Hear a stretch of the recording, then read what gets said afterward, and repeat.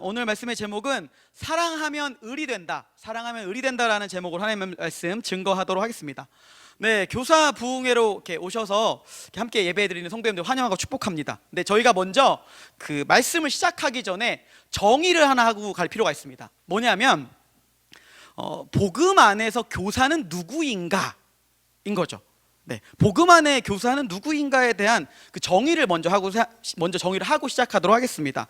그러니까 저희가 먼저 일반적으로 교사 하면 어떤 이미지입니까? 교회 안에서 교사. 네, 보통 교회 학교 선생님들을 교사라고 하죠.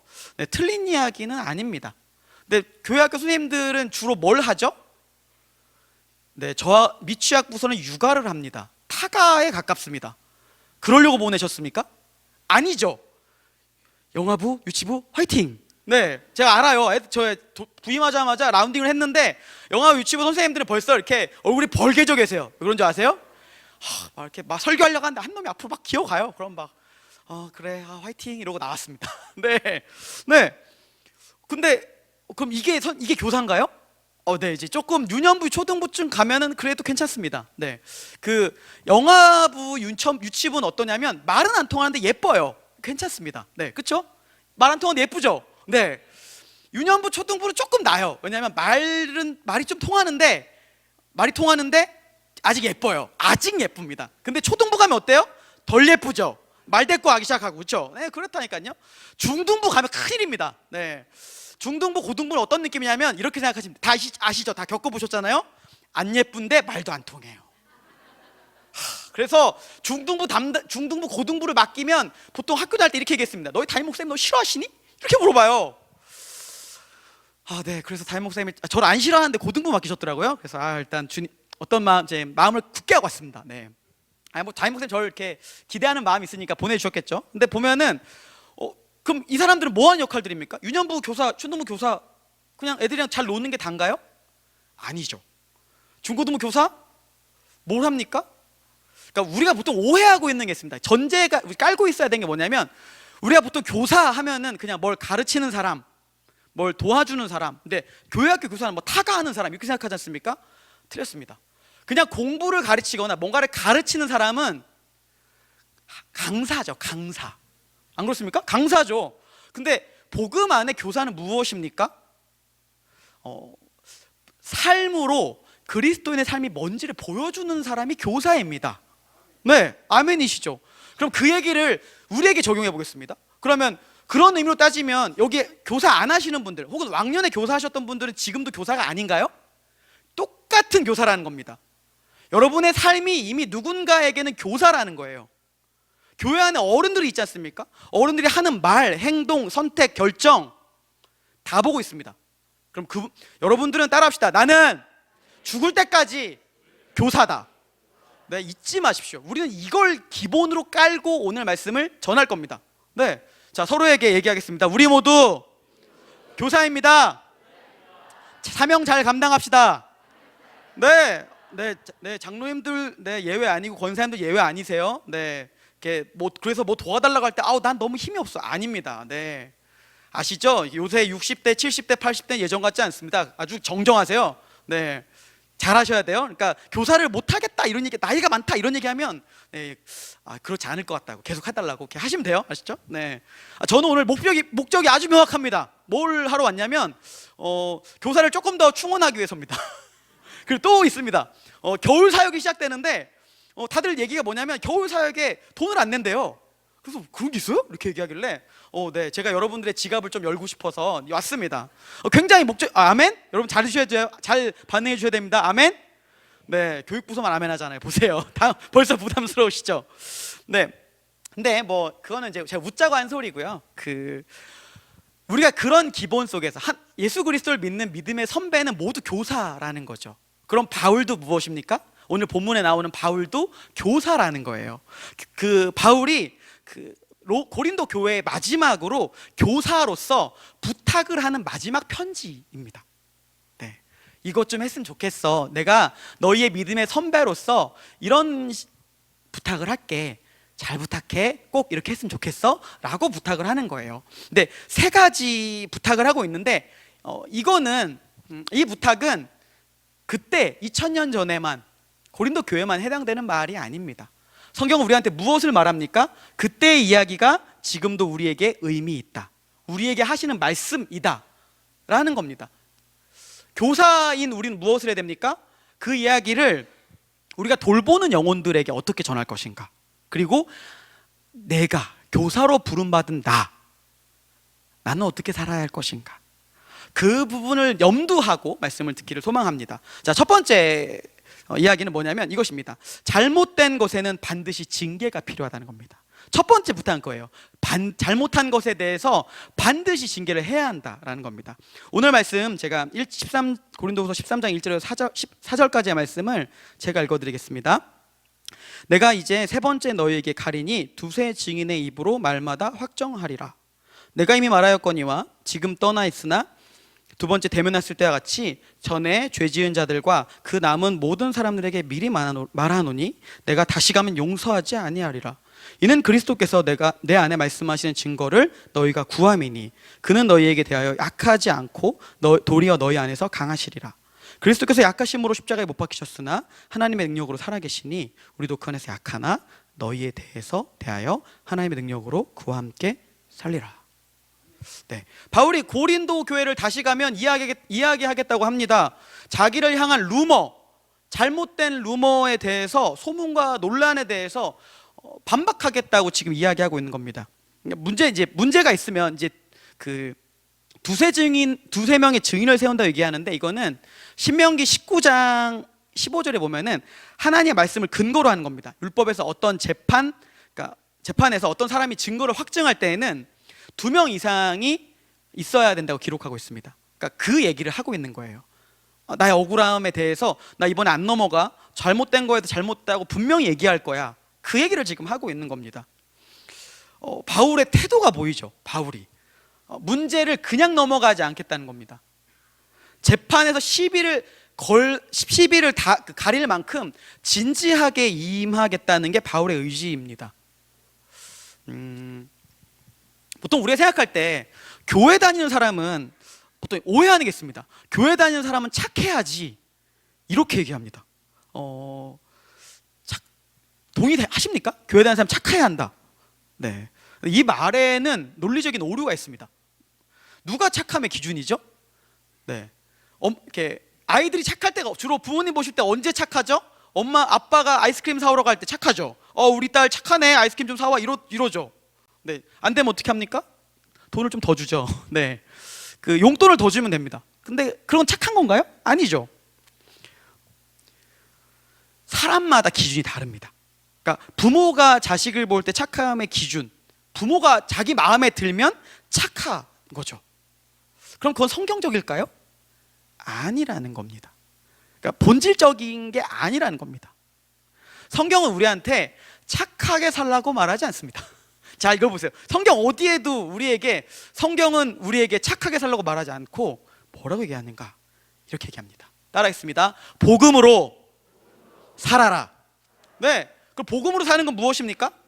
하나님 말씀에 순종하는 겁니다. 또 하나는 뭐냐면 불의한 것에 대해서 아니라고 이야기해 주는 겁니다. 불의한 것에 대해서 저항하는 것입니다. 그러니까 상대방이 나한테 이렇게 나쁜 짓 한다고 생각해 보십시오. 해코지 한다고 생각해 보십시오. 뭐가 복음적입니까? 하지 말라고 얘기하는 거죠. 그 사람의 악을 키워주지 않는 것이 복음적입니다. 네, 그러니까 오해하지 마세요. 그러니까 자녀가 떼쓴다고 다 해주면 어떻게 됩니까?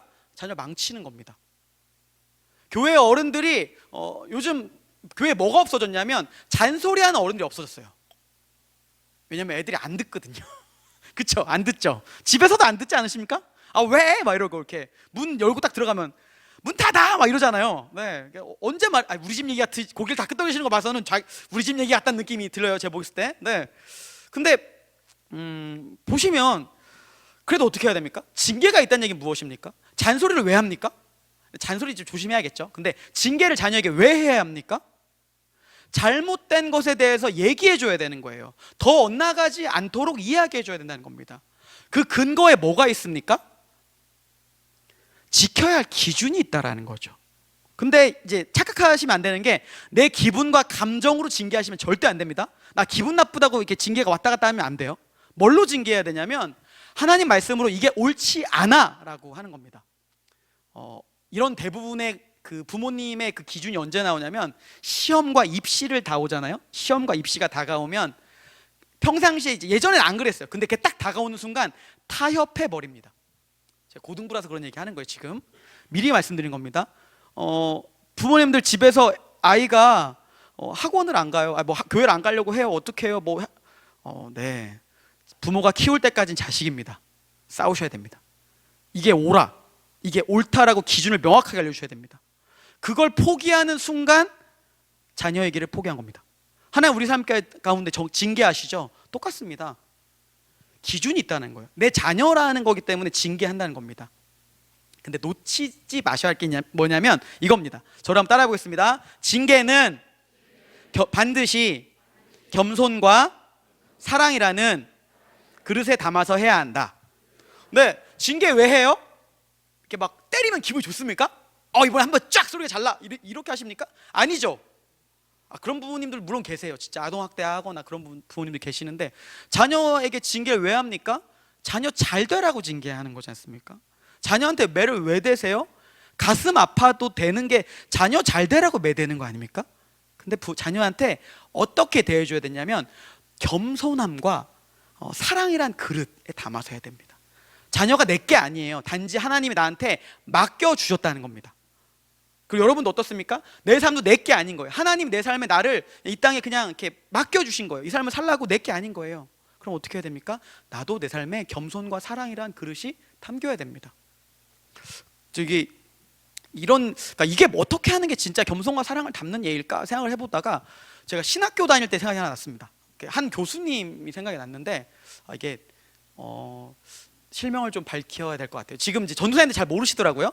저 학교 다닐 때나 저희 선배님들이나 저희 같이 사역하시는 이제 전임 목사님들 아실 텐데 그 최홍석 교수님이라는 분이 계세요. 이렇게 그 별명이 뭐냐면 총신의 성자입니다. 성자. 어떤 느낌이냐면 이런 거예요. 전도사님이 막 떠들고 있어요. 근데 이렇게 딱 들어가셔서 그분이 마이크를 딱 잡고 아버지 이러면 쫙해져요. 쫙해져요.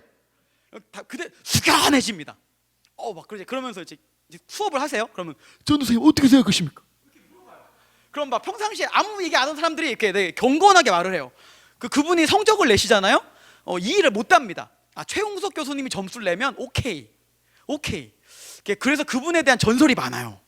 근데 제가 이제 확실한 얘기인지 모르겠는데 저도 전설처럼 들은 얘기가 하나 있는데 뭐냐면 이분이 정말 얼마나 대단하신 분이냐면 저희가 이제 신학교 3학년이 되면 졸업을 하지 않습니까? 졸업을 하면 이제 교육전도사에서 전임 사역을 할 수 있게 된 거예요. 근데 한 전도사님이 졸업을 해야 되는데 그 교수님 과목이 F 같은 겁니다. 어떻게 하시겠어요? 그런 상황이면 찾아가야죠. 그래서 그 전도사님이 굉장히 그 감정에 호소하는 전술을 쓰기 시작합니다. 아내와 그 자기 갓난아기를 데리고 교수님 사무실로 찾아간 거예요. 그 교수님 어떻게 하셨냐? 그 얘기를 쭉 듣고 구구절절하게 막 그 눈물을 쏟으면서 막 사연을 얘기합니다. 제가 전설처럼 들은 얘기니까 다 보진 않았죠. 근데 교수님이 그 얘기를 쭉 듣더니 이렇게 울면서 그분의 손을 꼭 붙잡고 전도사님 우리 기도합시다 이러면서 기도를 막 하시더래요. 한참을 기도하면서 그때 전도사님 딱 이제 다들 느낌이 어떻습니까? 그렇게 기도했으면 은혜가 임했구나, 이제 할 수 있겠구나 딱 생각을 했을 거 아닙니까? 잊지 못하는 한마디를 남기시고 이 기도를 끝냈습니다. 기도 끝난 다음에 이렇게 얘기했습니다. 전도사님 F는 F입니다. 네, 전도사님 F는 F예요. 네, 기도와 F는 다른 거죠. 그분 입장에서 뭘 얘기하는 겁니까? 불의한 것에 대해서 그분이 만약에 그렇게 해서 은혜를 누렸까, 그들이 말하는 잘못된 편법을 누렸다고 하면 그분이 정말 옳은 사역자가 됐을까요? 목회 1년 좀 늦게 시작하고 힘들어도 그 1년에 그 인생에 뭐가 더 유익일까요? 그분이 교사죠. 그분도 어떻습니까? 하지만 그 사람들 향해서 정죄하지 않으시죠. 안타깝게 여기죠. 불쌍하게 여기죠. 하지만 그 인생을 위해서 교사인 그 교수 선생님 어떻게 하시는 거예요? F는 F다. 하지만 난 네가 잘 되길 바란다. 우리가 해야 할 역할이 이겁니다.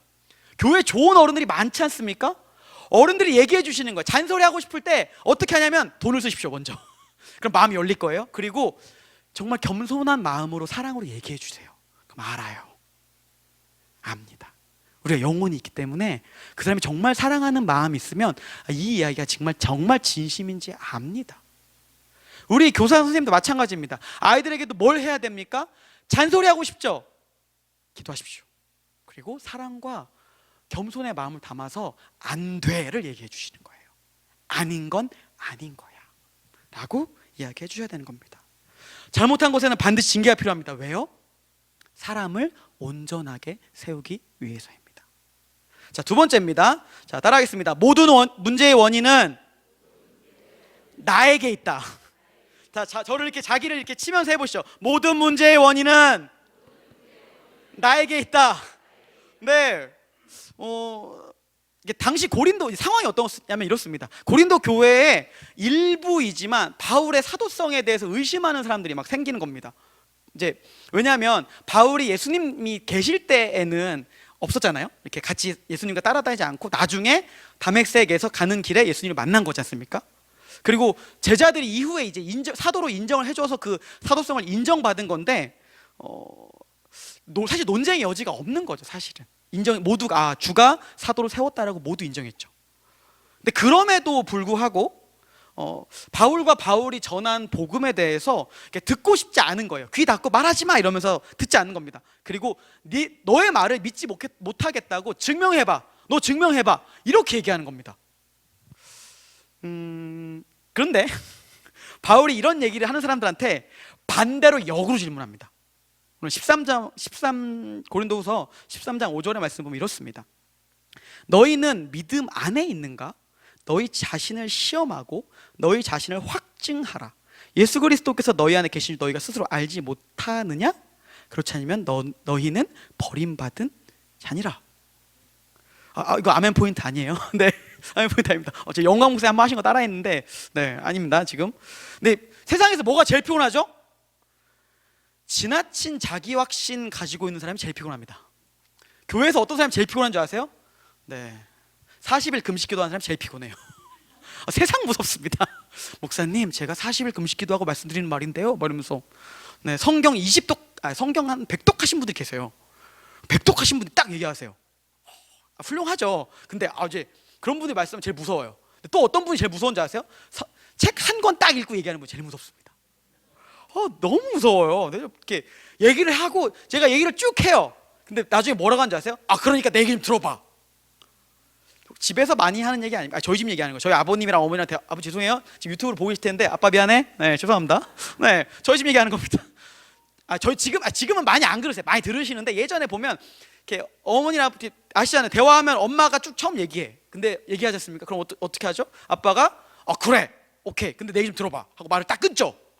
네, 지금 다 이렇게 끄덕이고 계신 분들이 네, 저희 집 얘기니까요. 네, 근데 어떤 겁니까? 안 듣는 거예요. 말을 왜 끊죠? 이게 안 들리는 거죠. 그리고 어떻게 하는 겁니까? 그냥 자기 생각 그냥 얘기하는 거예요. 그런 사람들이 뭐가 문제죠? 아무리 논리적인 근거를 들고 와도 성경의 권위를 들고 와도 소용이 없습니다. 진짜인 하나님 말씀을 들려줘도 마찬가지입니다. 그래서 이제 전도하다 보면 이런 사람들 있죠. 하나님 정말 나한테 보여줘봐 이렇게 얘기하는 사람도 있죠. 그거야말로 진짜 교만입니다. 하나님이 우리한테 왜 증명해야 되죠? 왜? 하나님이 나를 이해시킬 의무가 있어라는 생각 자체가 뭐냐면 내가 하나님이야 이거랑 똑같은 얘기인 거라는 겁니다. 그럼 이제 오늘 고린도 교회도 똑같은 상황이라는 거예요. 교회 안에 이런 문제가 있다는 거죠. 아무리 성경의 기준으로 얘기해도 안 듣는다는 거예요. 자기 생각이 많다는 겁니다. 그럼 뭐가 문제입니까? 복음이 문제인가요? 아니면 복음을 제대로 안 듣는 사람이 문제인가요? 네, 대답해 주세요. 복음을 듣는 사람이 문제다? 복음이 문제다? 복음을 듣고 반응 안 하는 사람이 문제다. 1번이에요? 2번이에요? 2번이 문제죠. 네. 근데 그 생각 해보셨습니까? 그게 나라일 거라는 생각을 안 해보셨습니까? 그러니까 그게 나일 수도 있다는 거예요. 그게 나인지를 점검해 보시라는 겁니다. 아이들 보죠. 아이들 보면 어때요? 답답하죠. 근데 그 아이를 바꾸려면 어떻게 해야 됩니까? 오래 참아야 되죠. 나는 언제 바뀌었죠? 나의 그 옛날의 흑역사를 감당해 주신 어른들 때문에 바뀌었죠. 그리고 뭐가 있습니까? 예수님이 나를 참아주셨기 때문에 바뀐 거예요. 네. 그럼 어떻게 해야 됩니까? 스스로에게 질문하셔야 됩니다. 나는 문제가 없나? 나는 내가 들은 복음을 자꾸 내 생각으로 남을 판단하고 있진 않는가? 잔소리하고 있지 않은가? 고민해 보시라는 겁니다. 그리고 그렇게 아직 그렇게 생각하고 있는 그 아이들과 지체들과 다른 사람들을 보잖아요. 긍휼히 여겨주세요. 그리고 하고 싶은 말 있으면 꼭 이렇게 얘기하세요. 내가 너한테 이렇게, 사람들이 어떻게 얘기하냐면, 내가 너를 위해서 생각하는 거야. 기분 나빠하지 말고 들어라고 얘기하거든요. 이미 기분이 나빠요. 그게 듣는 순간. 기분 나빠하지 말고 들으라는 얘기 자체가 뭡니까? 기분 나쁜 소리 하겠다는 거잖아요. 네, 하지 마십시오. 기다리세요. 그리고 이런 거 있습니다. 반대로 이제 연세가 좀 들고 저희가 이제 역할이 달라지지 않습니까? 그러면 서운한 게 그렇게 많아요. 그쵸? 안 서운하세요? 되게 서운하지 않습니까? 그때 어떻게 하셔야 되는 줄 아세요? 서운한 거 얘기하시면 안 됩니다. 네, 그냥 그러려니 하고 나의 서운함은 주님께, 예수님께, 그리고 이들에게는 사랑해 주십시오. 그 20세기의 유명한 그 영국의 유명한 작가 중에 그 길버트 키스 체스터톤이라는 사람이 있습니다. 근데 이 사람이 이제 그 신문 기자와 인터뷰를 했어요. 근데 이제 신문 기자가 인터뷰를 한 겁니다. 이제 질문을 이렇게 던졌습니다. 선생님, 세상의 문제는 뭐라고 생각하십니까? 라고 얘기를 했습니다. 그때 그 체스터톤이 이렇게 답을 합니다. 들어보십시오. 선생님, 오늘날 세상의 문제는 무엇이라 생각하십니까? 라는 귀하의 질문에 저는 바로 접니다 라는 답을 드립니다. 네, 바울이 고린도 교회를 향해서 이렇게 너희 스스로 살펴보라고, 고민해보라고, 점검해보라고 하는 이유가 여기에 있습니다. 그러니까 내가 섬기는 지체들이 정말 그런 상황인지를 먼저 봐주십시오. 그리고 도와주십시오. 그리고 또한 나에게 복음을 적용하십시오. 모든 문제는 나한테 있다. 서운한가? 섭섭한가? 그럼 그 순간 그 문제는 나한테 있는 거예요. 네, 모든 문제의 원인은 나에게 있다. 좋은 것을 저도 받지 못하면 받는 사람한테 사실 문제가 있는 겁니다. 우리를 살펴보는 여러분들에게 소망합니다. 자, 세 번째입니다. 따라하겠습니다. 사랑하면 을이 된다. 네, 사랑하면 을이 됩니다. 여기서 얘기한 을은 갑을 병정할 때 계약서 상에서 을입니다. 을. 네, 그 을입니다. 근데 초반에 바울의 말투가 어땠습니까? 엄청 강하죠. 너 두고 봐. 2명, 3명 만나면 내가 가면 안 둬. 법정에서 보자잉. 약간 이런 마음이었잖아요. 근데 마지막으로 갈수록 어떻습니까? 부드러워지죠. 부모님이 자녀를 혼낼 때 어떻게 합니까? 단호하게 혼내야 되죠. 근데 나중에 그 모든 상황을 교정하고 훈육할 때는 어떻게 합니까? 반드시 사랑을 재확인시켜줘야 돼요. 혼내는 거 혼내는 거고, 마지막에 어떻게 해야 됩니까? 내가 너를 사랑하는 거 알지? 엄마가 너 사랑하는 거 알지? 아빠가 너 사랑하는 거 알지? 내가 그러니까 이유를 충분히 설명해 주는 거죠. 누구를 위한 거죠? 나를 위한 겁니까? 상대방을 위한 거죠. 타인을 위한 거죠. 타자를 위한 거죠. 근데 바울이 어떤 마음이냐면 이렇습니다. 고린도 교회는 이제 바울이 목회하지 않아요. 목회하지 않습니다. 그러면 바울 입장에서 어떻게 하면 됩니까? 그래, 알아서 잘해. 좋았던 기억이 있어. 그냥 이러고 넘어가면 돼요. 그냥 좋은 얘기 해주고 끝나면 됩니다. 그리고 귀 닫고 무시해버리면 됩니다. 에너지를 안 쓰면 됩니다. 굳이 이 욕을 먹고 에너지를 쓰고 마음고생을 할 이유가 없습니다. 근데 바울은 어떻습니까? 여전히 고린도 교회를 향해서 마음을 접지 않습니다. 여전히 고린도 교회를 향해서 바울은 어떤 마음이냐면 기대합니다. 기대하죠. 네, 감사합니다. 네. 근데 사실은 보면 누가 더 아쉽죠? 고린도 교회가 아쉬운 상황 아닙니까? 도와달라고, 조언해달라고 해야 되는 상황 아닙니까? 근데 오히려 지금 태도는 어떻습니까? 바울이 약자의 입장에서, 을의 입장에서 얘기를 하고 있습니다. 네, 이게 사랑의 원리입니다. 사랑하면 을이 됩니다. 너무 잘 아시지 않습니까? 우리가 다 자녀를, 계신 분들께서 다 자녀를 키웠지 않습니까? 아이를 키웠지 않습니까? 교사로 아이들을 또 양육하고 있지 않습니까? 어떻습니까? 사랑받는 쪽은 잘 모르죠. 얼마나 애쓰고 있는지, 얼마나 힘을 쓰고 있는지. 제가 그래서 얘기하거든요. 정말 사랑하면 세 가지를 보면 된다. 제가 청소년 친구들한테 그 오빠가 나를 어떻게 사랑하는지 보면 이렇게 알면 된다, 이렇게 해서 얘기한 게 뭐냐면 세 가지예요. 뭐냐면 돈을 쓰는가, 그 오빠가 나한테 돈을 쓴다? 사랑하는 겁니다. 소고기 사주면 진짜 사랑하는 거예요. 네, 사심은 소고기입니다. 돼지고기는 그냥 평범한 겁니다. 그리고 또 뭐냐, 시간을 쓰는가, 그 오빠가 나를 정말 피곤한데 나를 위해서 달려가는가, 이거 보면 됩니다. 또 하나, 에너지를 쓰는가. 근데 어떻죠? 자녀를 위해서 우리 뭘 씁니까? 돈을 쓰죠. 시간을 쓰죠. 에너지 쓰죠. 교회 학교 아이들한테 우리 뭘 씁니까? 돈을 쓰죠. 시간을 쓰죠. 에너지를 쓰죠. 언제 알죠? 언제 알죠? 그 사랑을 나이 먹어서 알아요. 엄마가 되어 압니다. 자식을 키워봐야 알죠. 왜 그렇습니까? 그 전에 미숙하거든요. 부모의 사랑은, 을의 사랑은 무엇입니까? 복음이 말하는 을의 사랑은 무엇입니까? 그 미숙함이 성숙함이 되어지도록 기다려주는 겁니다. 버텨주는 겁니다. 네. 그래서 어떻습니까? 약자가 못합니다.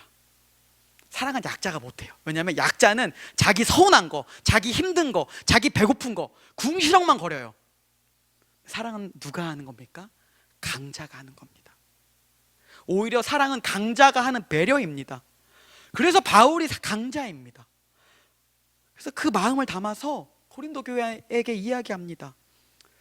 고린도후서 13장 9절의 말씀인데요, 제가 읽어드리겠습니다.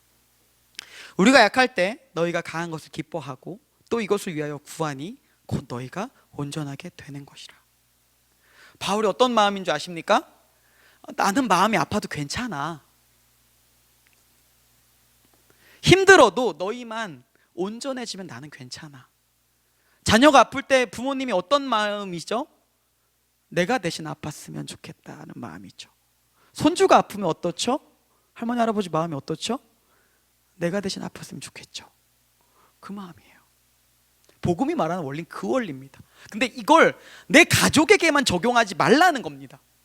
내 옆에 있는 지체를 보면서도 그런 애틋함을 보고 그렇게 사랑을 하는 겁니다. 그게 바울의 마음입니다. 얼마나 속을 썩였습니까? 고린도 교회가.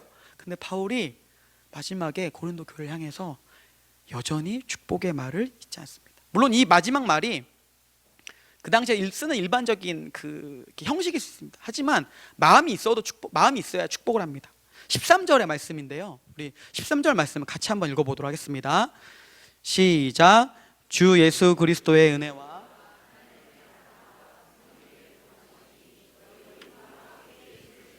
아멘. 이것을 하게 한 근거가 어디 있습니까? 자신도 한때 갑질하던 사람이었죠. 바울도 갑질하던 사람이었지 않습니까? 지나친 자기 확신을 가지고 살던 사람이지 않았습니까? 근데 바울이 언제 바뀌었죠? 바울이 언제 성숙해졌습니까? 자신을 위해서 을이 되신 분 때문에 그 사랑을 알게 됐습니다. 그분이 누구이십니까? 우리 주 예수 그리스도이십니다. 최고의 강자이신 예수 그리스도이십니다. 갑 오브 갑이죠, 예수 그리스도가. 근데 예수님 어떻습니까? 아쉬운 게 없지 않습니까? 사실은 예수님은 아쉬운 게 없습니다. 근데 그분이 어떻게 되셨어요? 우리를 위해 을이 되어주셨지 않습니까? 사람들이 예수님을 보면서 바보라고 말합니다. 조롱합니다. 비웃습니다. 모르는 거죠. 몰라서 그렇습니다. 깨달았지 못해서 그렇습니다. 가장 강하기 때문에 가장 약한 자리까지 참을 수 있는 거예요. 가장 강하기 때문에 끝까지 기다려줄 수 있는 겁니다. 네, 바울의 삶이 왜 바뀌었습니까? 자신의 삶을 관통한 예수 그리스도, 그분의 사랑과 복음의 원리가 자기에게 관통했어요. 그럼 이전과 같이 살 수 있습니까? 이전과 같은 방식으로 살 수 있습니까? 없다라는 겁니다. 사람이 바뀌었는데 어떻게 그렇게 살 수 있겠어? 우리가 돌보는 사람들을 위해서 을이 될 수 있는 이유가 여기에 있습니다. 강자이신 그리스도가 우리를 위해서 의리 되셨죠. 우리가 어떻게 됐습니까? 온전하게 되어져 가고 있는 겁니다. 이미 온전하다고 말씀하십니다. 뭐가 자랐습니까? 마음이 자랐죠. 생각이 자랐죠. 예전에는 감당할 수 없었던 사람과 예전에는 감당할 수 없었던 그 사건들이 감당하게 되었죠. 누구 때문입니까? 예수님 때문이죠. 그분이 우리 감당하셨으니까. 그래서 뭐가 되는 거예요? 복음 안의 교사, 예수님 때문에 의리 되는 사람이 교사입니다. 예수님 때문에 바보 되는 거예요. 아이들 말로 뭔지 아십니까? 아이들 말로 호구 되는 거예요. 호구. 호구 좀 잡히면 어떻습니까? 여기 증거 있지 않습니까? 여기 계신 분들 다 증거입니다. 여기 교회 이쪽에 보면 교회학교 선생님들 계시죠? 증거 아닙니까? 제가 어제 노예 대회 갔다 왔는데 이렇게 청년 선생님들 이렇게 청년 선생님들이 자기 맡은 부서 아이들을 이렇게 하는데, 네, 저희 여기 계세요? 손을 막 이렇게 바로 떨고 있는 거예요. 자기가 나가지도 않는데. 네. 그리고 돌아왔습니다. 애들이 선생님한테 오니까 우는 거예요. 제가 또 그걸 참을 수 없어서 놀렸습니다. 네. 근데 어떤 마음이에요? 사랑하니까 우는 거죠. 근데 여러분들 다 증거 아닙니까? 그때의 스토리들이 계속 나오죠. 어릴 때 이랬어. 어릴 때 이랬어. 밑에 보면 뭐 있어요? 성경학교 사진들이 있죠. 거기 있던 분들 다 지금 뭘 하십니까? 중직이 되고 직분을 받고 컸지 않습니까? 그리고 여전히 그 자리에 이 증거죠. 우리가 그 증거예요. 우리가 을의 사랑을 받았고 을의 사랑을 하고 있다가 여기에 지금 모인 증거라는 겁니다. 네. 하나님 여전히 우리에게 지금도 교사로 초청하십니다. 이렇게 몸으로 지금 참여하고 있는 분만이 교사가 아니라 우리 여기 함께 모여 예배하는 모두 교사라는 거예요. 현장에 가지 못해도 뭘로 교사가 되는 겁니까? 삶으로 보여주는 겁니다. 선택으로 보여주는 겁니다. 시간으로 보여주는 겁니다. 정말 그것도 없으면 헌금하십시오. 제일 쉽습니다.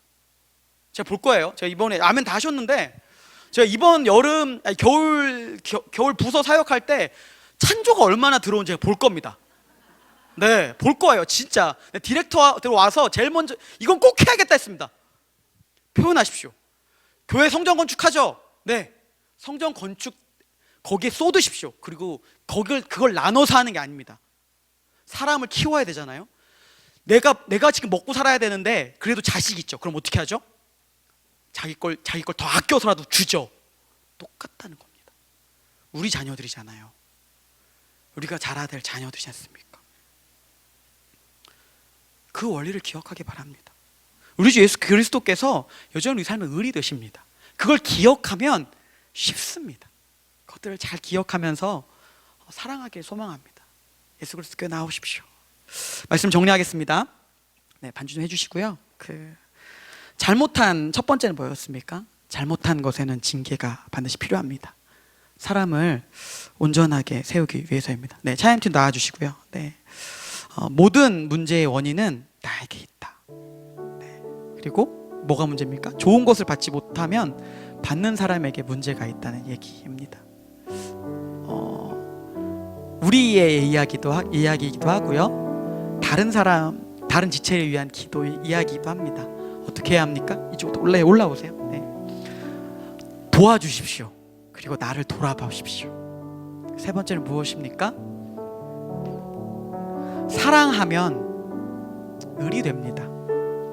사랑은 누가 합니까? 강자가 하는 배려입니다. 이것을 기억하면서 주 예수 안에서 을이 되기를 기뻐하는 여러분 되기를 소망합니다.